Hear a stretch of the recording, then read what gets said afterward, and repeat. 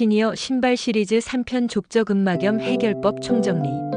아침에 일어나서 첫 발을 디뎠는데 갑자기 발바닥에서 찌릿한 통증이 올라오거나 밤새 쉬었는데도 발을 바닥에 붙이는 그 순간이 하루 중 가장 두려운 시간이 되는 분들 있으시지요? 가만히 앉아 있다가도, 잠깐 일어나서 화장실만 다녀와도 뒤꿈치에서부터 발바닥 중앙까지 통증이 욱신거리기 시작하곤 합니다. 처음엔 많이 걸어서 그런가 하고 넘기지만 며칠이 지나도 낫질 않고 한참 좋아졌다고 생각했는데 다시 아침만 되면 찌릿한 고통이 반복된다면 그건 족저근막염일 가능성이 높습니다. 족저근막염은 발바닥에 있는 근막이라는 조직에 미세한 손상이 반복되면서 생기는 염증성 질환입니다. 정확히는 뒤꿈치 뼈에서 시작해서 발바닥 중앙을 지나 발가락 아래까지 이어진 넓고 질긴 섬유띠, 바로 족저근막이라는 조직이 지속적으로 자극받거나 늘어나면서 염증과 통증이 생기는 겁니다. 이 근막은 우리가 걸을 때 충격을 흡수해주는 역할을 합니다. 하지만 밑창이 딱딱한 신발을 오랫동안 신거나 아치가 무너지는 편평족, 무리한 보행 습관이 계속되면 이 조직에 미세한 파열이 생기고 그게 회복되지 않은 채 반복되면서 염증이 만성화됩니다. 특히 아침에 첫 발 디딜 때 통증이 심한 이유는 밤새 근막이 수축된 상태에서 갑자기 몸을 일으키면 긴장이 한꺼번에 걸리기 때문입니다. 그래서 족저근막염은 아침 첫걸음 통증이 핵심 증상입니다. 그리고 한 가지 더 중요한 포인트. 족저근막염은 병원 치료도 중요하지만 신발을 바꾸지 않으면 절대 낫지 않습니다. 주사 맞고 약을 먹고 물리치료를 받아도 계속해서 같은 딱딱한 신발, 충격이 그대로 전달되는 슬리퍼, 뒤꿈치가 흔들리는 운동화를 신는다면 그 치료는 의미가 없습니다. 그래서 오늘 이 시간에는 족저근막염으로 고생하시는 분들을 위한 신발 선택 기준 6가지, 추천 브랜드와 제품, 도움되는 발 운동 3가지, 냉찜질 때 온찜질의 정답까지 전부 알려드릴 겁니다. 지금부터 자세히 말씀드릴게요. 먼저 신발입니다. 족저근막염에 좋은 신발은 단순히 푹신한 신발이 아닙니다. 전문가들이 공통적으로 말하는 핵심 조건이 있습니다. 첫째, 두꺼운 쿠션 중창. 걸을 때 발바닥이 받는 충격을 흡수할 수 있어야 합니다. 폼 중창, 젤 쿠션, 고무 중창이 들어간 제품이 이상적입니다. 둘째, 뒤꿈치를 단단히 잡아주는 힐컵 구조. 뒤축이 깊고 단단하면 뒤꿈치가 흔들리지 않아 근막의 긴장을 줄일 수 있습니다. 셋째, 발바닥 아치를 지지해주는 인솔. 족저근막염은 아치가 무너졌을 때 더 심해집니다. 적당히 단단한 아치 지지대가 들어있는 깔창이 효과적입니다. 넷째, 2에서 3cm 정도의 낮은 굽. 뒤꿈치가 살짝 올라가 있으면 근막이 과도하게 늘어나는 걸 막아줍니다. 다섯째, 유연하면서도 미끄럽지 않은 밑창. 딱딱하고 휘지 않는 밑창은 오히려 통증을 키웁니다. 적당히 말랑하면서 접지력이 있는 고무 밑창이 좋습니다. 여섯째, 깔창을 추가할 수 있는 여유 공간. 본인 발에 맞는 교정용 인솔을 넣을 수 있어야 맞춤 치료 효과를 볼 수 있습니다. 이제 많은 분들이 효과를 봤다고 하는 신발 브랜드를 알려드릴게요.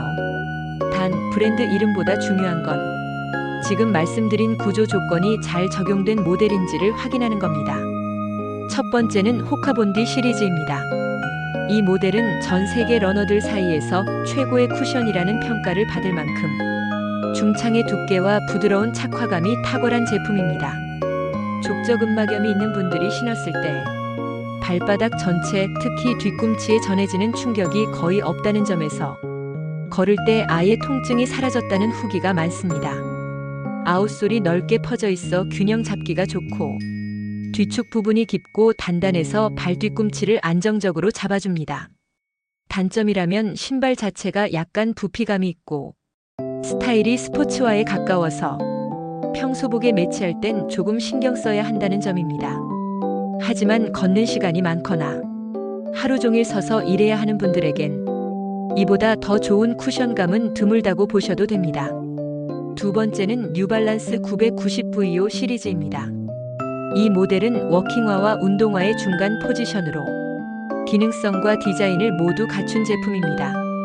발볼이 일반보다 넓게 나와 있어서 60대 이상 시니어 분들 중 발등이 높거나 발볼이 넓은 분들에게 매우 적합합니다. 특히 중창 구조가 부드러우면서도 뒤꿈치부터 발바닥 전체를 단단히 받쳐주기 때문에 장시간 착용해도 피로감이 적습니다. 신발 외부의 소재도 탄탄해서 발 전체를 감싸는 느낌이 좋고 걷는 동안 발이 흔들리거나 뒤축이 눌리는 느낌이 없습니다. 의외로 디자인도 무난해서 운동복뿐 아니라 청바지나 면바지와도 잘 어울리는 장점이 있습니다. 세 번째는 브룩스 고스트 시리즈입니다. 이 제품은 국내보다는 미국이나 유럽 쪽에서 인기가 높은 전형적인 기능성 러닝화입니다. 특히 미국 족부의 사협회 APMA에서 공식적으로 추천한 신발 리스트에 들어있는 모델로 족저근막염 환자나 편평족 환자들에게 매우 좋은 반응을 얻고 있습니다. 브룩스 고스트 시리즈는 발의 아치를 탄탄하게 받쳐주는 구조에 발바닥 전체의 무게 분산이 아주 잘 설계되어 있어서 걷는 내내 발이 편안하게 느껴진다는 후기가 많습니다. 소재도 부드럽고 가볍고 신었을 때 발가락 쪽 공간도 넉넉해서 오랜 시간 걸어도 발 앞쪽이 조이지 않습니다. 다만 국내 매장에서는 찾아보기 어려운 편이라 인터넷 직구나 전문샵을 통해 구입하셔야 합니다. 네 번째는 스케쳐스 아치핏 시리즈입니다. 이건 실버 세대에게 특히 입소문이 많이 난 브랜드죠. 무엇보다 가격 대비 기능이 아주 뛰어납니다. 무게도 가볍고 발을 넣었을 때 바로 느껴지는 쿠션감이 좋습니다. 이 제품의 핵심은 아치핏이라는 이름 그대로 발바닥 중앙의 아치를 탄탄하게 받쳐주는 구조입니다. 특히 족저근막염 초기 증상이 있는 분들이 이 신발을 신기 시작하면서 병원 치료 없이도 많이 좋아졌다고 이야기할 만큼 완화 효과를 체감한 분들이 많습니다. 단점이라면 아치 구조가 일정해서 평발이 심하거나 발 모양이 특이한 분들은 오히려 불편함을 느낄 수 있다는 점입니다. 그래서 반드시 직접 신어보고 내 발에 맞는지 확인하시는 게 중요합니다. 다섯 번째는 콜롬비아 워킹화 시리즈입니다.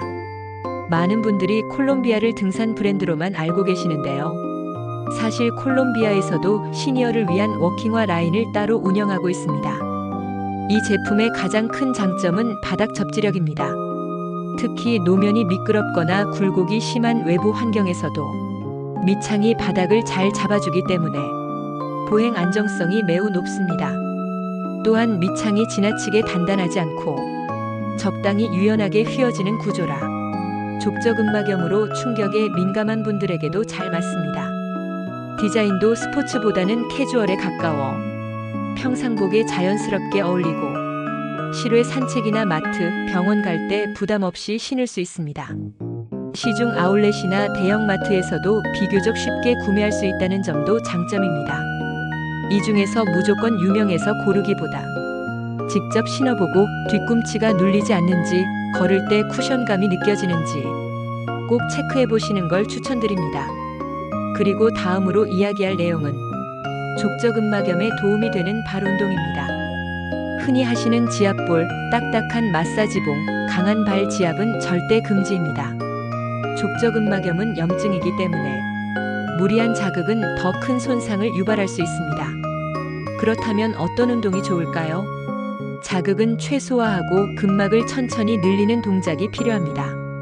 다음 세 가지가 전문가들이 가장 자주 추천하는 족저근막염 스트레칭입니다. 수건 스트레칭. 의자에 앉아서 수건을 발 앞에 걸고 양손으로 수건을 잡아 천천히 당깁니다. 발끝이 몸 쪽으로 당겨지고 발바닥이 서서히 늘어나는 느낌이 들어야 합니다. 하루 3회, 한 번에 15초씩 3회 반복. 벽 밀기 종아리 스트레칭. 족저근막은 종아리 근육, 아킬레스건과 연결돼 있습니다. 벽을 두 손으로 밀고 한쪽 다리를 뒤로 뻗어 뒤꿈치를 바닥에 붙인 채 종아리를 늘려주세요. 이렇게 하면 족저근막의 긴장도 함께 풀립니다. 휴지 줍기 운동 발가락 쥐기. 깨끗한 바닥에 휴지나 작은 수건을 펼쳐두고 발가락으로 쥐었다 폈다 하며 천천히 끌어당기는 동작을 합니다. 이 운동은 족저근막 자체를 직접 자극하지 않으면서 발바닥 근육과 아치 힘을 길러주는 데 효과적입니다. 마지막으로 많은 분들이 궁금해하시는 것, 족저근막염엔 냉찜질이 좋을까요? 온찜질이 좋을까요? 정답은 냉찜질입니다. 염증이 있는 부위는 혈관이 확장되고 부기가 생긴 상태이기 때문에 냉찜질을 통해 혈관을 수축시키고 통증과 부종을 줄이는 것이 좋습니다. 특히 운동이나 외출 후 통증이 올라오는 시점에 냉찜질을 15에서 20분 정도 적용하면 염증 완화에 효과가 있습니다. 단 아침에 뻣뻣한 느낌이나 근육이 굳어 있을 때는 잠깐 따뜻한 수건 찜질로 근육을 이완시키는 건 도움이 됩니다. 하지만 염증 통증을 줄이려는 목적이라면 무조건 냉찜질입니다. 이제 정리해 보겠습니다. 족저근막염은 신발이 잘못되면 절대 나아지지 않습니다. 약, 주사, 물리치료를 병행하더라도 신발이 바뀌지 않으면 치료 효과는 한계가 있습니다. 구조적으로 쿠션감이 충분하고 뒤꿈치를 안정적으로 잡아주고 발아치를 지지하면서 깔창을 교체할 수 있는 구조의 신발, 여기에 맞춰 선택하시는 게 가장 중요합니다. 그리고 부드러운 스트레칭, 적절한 냉찜질, 발바닥 자극을 피하는 생활 습관이 함께 따라가야 비로소 통증이 줄고 재발도 막을 수 있습니다. 다음 편에서는 워킹화, 러닝화, 등산화의 차이점과 시니어에게 꼭 맞는 운동화 고르는 법을 자세히 소개해 드릴 예정입니다. 오늘도 끝까지 함께 해주셔서 고맙습니다. 구독과 좋아요는 영상 제작에 큰 힘이 됩니다.